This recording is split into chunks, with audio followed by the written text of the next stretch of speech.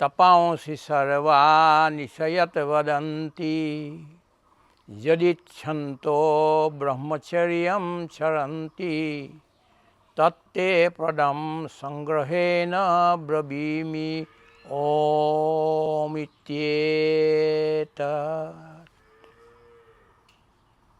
সকলোকে নমস্কাৰ। আমি পৰম ব্ৰহ্ম পুৰুষোত্তম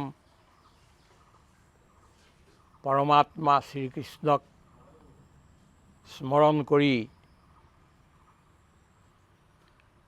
পৃথিৱীৰ বিশ্ব ব্ৰহ্মাণ্ডৰ সকলো মংগলময়তাক আবাহন কৰি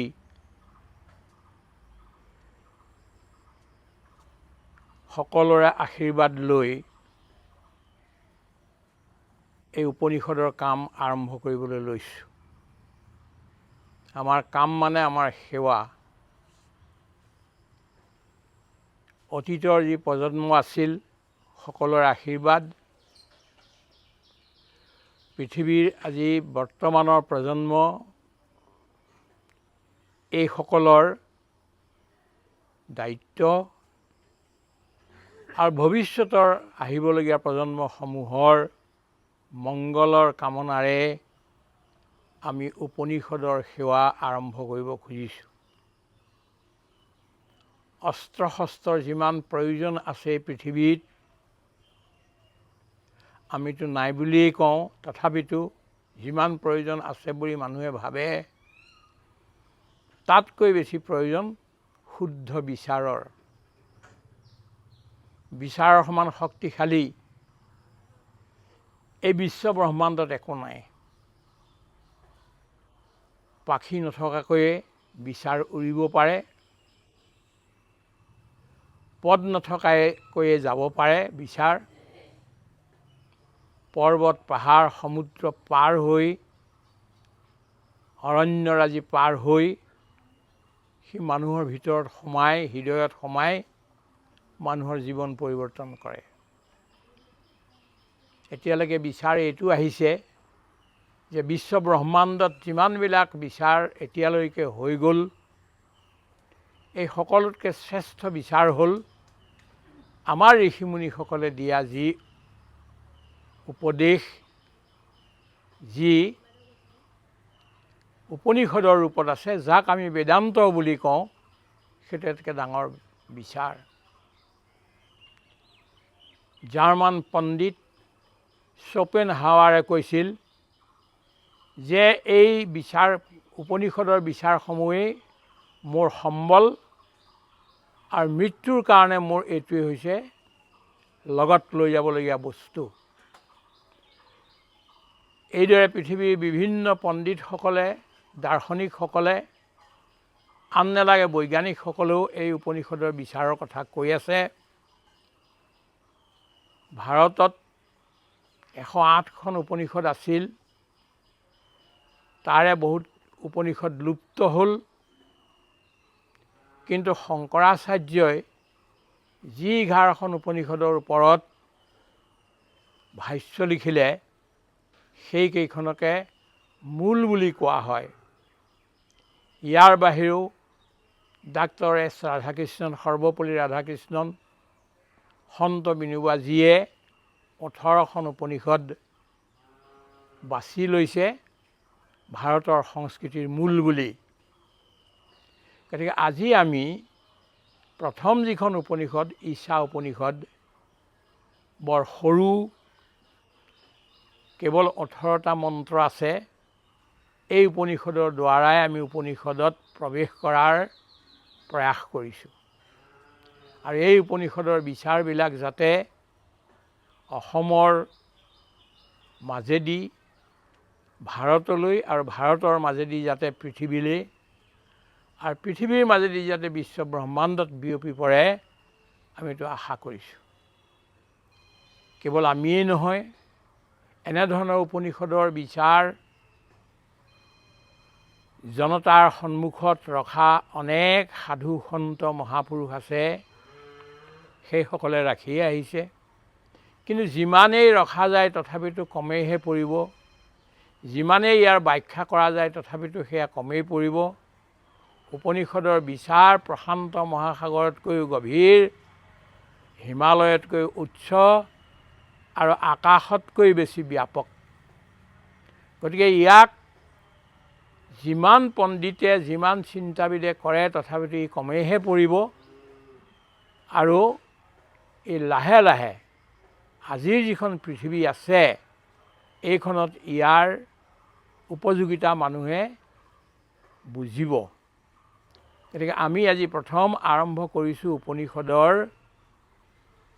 যি মংগল আচৰণ আছে শান্তি মন্ত্ৰ তাৰ পৰা। এই শান্তি মন্ত্ৰ উপনিষদ শুক্ল যজুৰ্বেদৰ পৰা এই উপনিষদো লোৱা হৈছে। ঈশা উপনিষদ আৰু বৃহদাৰণ্যক উপনিষদ এই দুইখনৰে শান্তি মন্ত্ৰ একেটাই। ওম পূৰ্ণাম আদাহ পূৰ্ণাম ইদম পূৰ্ণাত পূৰ্ণম উদশ্যতে পূৰ্ণস্য পূৰ্ণম আদায় পূৰ্ণম এব অৱশিষ্যতে। ওম শান্তি শান্তি শান্তি। এই ওম শান্তি শান্তি শান্তি এই মন্ত্ৰ মহামুনি বশিষ্ঠই দিয়া। কিন্তু আজি ভাৰতৰ সকলোবিলাক আধ্যাত্মিক গুৰুৱে বা আধ্যাত্মিক সাধনা কৰা লোকসকলে এই শান্তি শব্দটো লৈছে। সিমানেই নহয়, পৃথিৱীৰ লোকসকলেও শান্তি শান্তি কৰিবলৈ লৈছে। এতিয়া কথা হ'ল, আপুনি কান্দেনে? দুখ পালে কান্দেনে? কাৰোবাৰ মৃত্যু হ'লে কান্দেনে? সম্পত্তি লোকচান হ'লে তেতিয়া কান্দেনে? ক'ৰবাত অপমান পালে তেতিয়া কান্দেনে? কন্দাৰ বহুতবিলাক কাৰণ আছে দুখত। উপনিষদৰ এইটো কৈছে নাকান্দিবা। তোমাৰ একো যোৱা নাই, চব আছে, বুজি ল'লেই হ'ল। এই বিষাদবিলাক হৰিষাদ বিষাদবিলাক আহিব আৰু যাব, কিন্তু তোমাৰ ভিতৰতে আৰু বিশ্ব ব্ৰহ্মাণ্ডৰ স্বৰূপ বুজি লৈ তুমি আনন্দ কৰিব লাগে। তাৰ কাৰণ কি? ওম পূৰ্ণম আদাহ, সৌটো পূৰ্ণ, পূৰ্ণম ইদম, এইটো পূৰ্ণ। এইটো মানে মোৰ জীৱনো পূৰ্ণ, আপোনাৰ জীৱনো পূৰ্ণ, বিশ্ব ব্ৰহ্মাণ্ডৰ ধূলি কণ য'ত যেনেকৈ আছে সকলো পূৰ্ণই পূৰ্ণ, ইয়াত অপূৰ্ণতা একোটো নাই। পূৰ্ণাত পূৰ্ণম উদশ্যতে, পূৰ্ণৰ পৰাই পূৰ্ণ আৱিৰ্ভাৱ হৈছে। কোনো এটা নতুনকৈ সৃজন কৰিবলগীয়া হোৱা নাই। Nothing is new under the sky. এই আকাশৰ তলত কোনো এটা বস্তু নতুন নহয়। যিটো আছিল সেই বস্তুটোৱে কেতিয়াবা এপিয়াৰ হৈছে, কেতিয়াবা ডিছএপিয়াৰ হৈছে, কেতিয়াবা প্ৰকট হৈছে, কেতিয়াবা অপ্ৰকট হৈছে। অপ্ৰকট হোৱাটো আকৌ প্ৰকট হ'ব।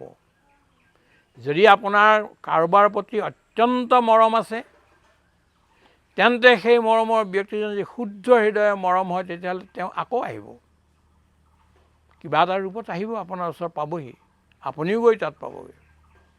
যিটো বস্তু আপোনাৰ গৈছে যেন লাগে, যাৰ কাৰণে আপুনি কান্দিছে, সেই বস্তুটো আপোনালৈ ঘূৰি আহিব, তাতকৈ বেছি ৰূপত ঘূৰি আহিব। কাৰণ পূৰ্ণৰ পৰাই পূৰ্ণ ওলাইছিল,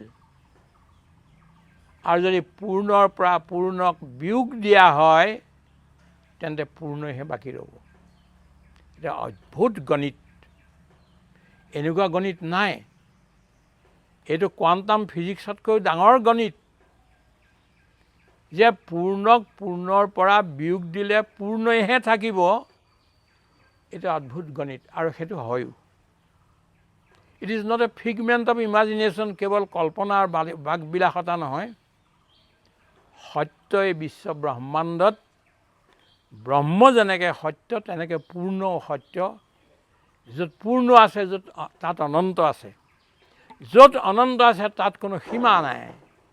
কিন্তু অসীম অনন্ত ব্ৰহ্ম ই পূৰ্ণ, যি আপোনাৰ ভিতৰতো আছে, আপোনাৰ ভিতৰত যিবিলাক অনুৰেণু আছে তাতো আছে, আৰু তাৰ বাহিৰেও বিশ্ব ব্ৰহ্মাণ্ডত য'ত ব্যাপী আছে তাতো সেই পূৰ্ণই আছে। গতিকে পূৰ্ণৰ কেতিয়াও হৰণ ভগন নাই, সি নাহেও নেযায়ো। এইকাৰণে মই যি কথাটো কৈছিলোঁ যে আনন্দ কৰক, আনন্দ কৰক, কোনোতো যোৱা নাই আপোনাৰ, কোনোতো নাযায়ো, সি আকৌ আহিব। কিন্তু এই যিটো পূৰ্ণ, অদহ পূৰ্ণম ইদম, প্ৰথমতে অদহ বুলি ক'লে, সেইটো দূৰত থকাটো পূৰ্ণ, ইদম মানে ওচৰত থকাটো পূৰ্ণ। মই মোৰ ভিতৰতো, আপুনি আপোনাৰ ভিতৰতো, আৰু আমি আশে পাশে যিবিলাক বস্তু দেখিছোঁ, যিখন সমাজত আমি আছোঁ, যাৰ লগত আছোঁ, যিবিলাক জীৱ জন্তুৰ লগত আছোঁ, এইবিলাকো পূৰ্ণই। কিন্তু ভিতৰত এক আত্মা বহি আছে, আৰু সেই আত্মাই সকলোকে চলাই আছে। গতিকে এই সাৱধানীটো আমাক উপনিষদে প্ৰথমতে আৰম্ভতে দিছে। এইটো হ'ল সাৱধান আৰু সংযমৰ কাৰণে প্ৰথম এই মংগল আচৰণ পূৰ্ণ সদহ। শেষত উপনিষদ সমাপ্ত হোৱাৰ পিছতো আকৌ এইটোৱে আহিব। তেতিয়া কিহত আহিব? সমাধান। প্ৰথমতে হ'ল সাৱধান, আৰু তাৰপিছত হ'ল সমাধান। সাৱধানেৰে আৰম্ভ কৰিব লাগিব উপনিষদ, বিচাৰবিলাকক আৰম্ভ কৰিব লাগিব। আৰু এই বস্তুটো পোৱাৰ পিছত, যিটো বস্তু আপুনি ক'তো নাপায়, সেই বস্তুটো পোৱাৰ পিছত তাৰ অনুভূতি লৈ আপুনি জীৱনত সমাধান আনিব লাগিব। আৰম্ভ আমাৰ সাৱধানেৰে জীৱনো, সংসাৰো, আৰু শেষটো হ'ল আমাৰ সমাধান, যে আমি এই সংসাৰত ভাল কৰিলোঁ, ভাল পালোঁ, ভাল দেখিলোঁ, আৰু এই ভালৰ মাজতে আমাৰ জীৱন থাকিল, আৰু আমি আকৌ ভাললৈকে গুচি গৈছোঁ। আনন্দাত ধ্যেয় ইমানি ভূতানি জায়ন্তে, আনন্দৰ লোকৰ পৰাই এই জীৱনবিলাক আহিছিল। আনন্দেন জাতানি জীৱন্তী, আৰু এই আনন্দতেই জীৱবিলাক জীয়াই আছে, আৰু আনন্দ লোকলৈকে গুচি যাব। শেষ বস্তুটো হ'ল, জীৱনৰ শেষ সাৰটো হ'ল আনন্দ, আনন্দ, আনন্দ, ব্যাপক ব্যাপক ব্যাপক, অনন্ত অনন্ত অনন্ত, সমাধান সমাধান সমাধান। আমি এতিয়া আপোনাক অনুৰোধ জনাম যে আমি যি উপনিষদ ক'বলৈ লৈছোঁ, সেইখিনি আগতে লিখা হৈ গৈছে। আমাৰ কিতাপ আছে, ঈশাৱাস্য উপনিষদ। এই উপনিষদ আপুনি বিস্তৰ ভাৱত পাব, কিন্তু সকলো ৰাইজে পাওক বুলি আমি সংক্ষেপতে ইয়াৰ আৰম্ভ কৰিছোঁ। আৰু প্ৰতিটো মন্ত্ৰ আমি সংক্ষেপতে আপোনালোকৰ সন্মুখত নিবেদন কৰিম। আৰু আপোনালোকে যদি কিবা ইয়াত প্ৰশ্ন ওলায়, তেন্তে আমাক প্ৰশ্ন কৰিব, আমি যত্ন কৰিম প্ৰশ্নৰ উত্তৰ দিবলৈ। কিন্তু সকলো প্ৰশ্নৰ উত্তৰ আমাৰ হাতত নাই। আমি আগতেই ক'লোঁ, ই প্ৰশান্ত মহাসাগৰতকৈ গভীৰ, হিমালয়তকৈ উচ্চ আকাশতকৈ ব্যাপক। গতিকে আমি সাধাৰণ শ্ৰেণীৰ মানুহ, আমি কোনো দেৱতা নহয়, আমি ডাঙৰ পণ্ডিত নহয়, আমাৰ উচ্চ কুলত জন্মও নহয়, আমি সাধাৰণ জনতা। এই সাধাৰণ জনতাই যি ধৰণে উপনিষদক দেখিছে, আধ্যাত্মক দেখিছে, সেইধৰণে আমি সাধাৰণ মানুহৰ সন্মুখত, আইসকলৰ মাজত, দেউতাসকলৰ মাজত, ডেকা গাভৰুসকলৰ মাজত, আৰু কিশোৰ কিশোৰীসকলৰ মাজত, শিশুসকলৰ মাজত আমি ইয়াক বিয়পাব খুজিছোঁ। তাৰ কাৰণে আপোনালোকৰ আশীৰ্বাদ আৰু সহযোগ লাগিব। সকলোকে ধন্যবাদ দি আমি আমাৰ এই ভাষণ আজিৰ কাৰণে সমাপ্ত কৰিছোঁ। হৰি ওম, হৰি ওম, হৰি ওম।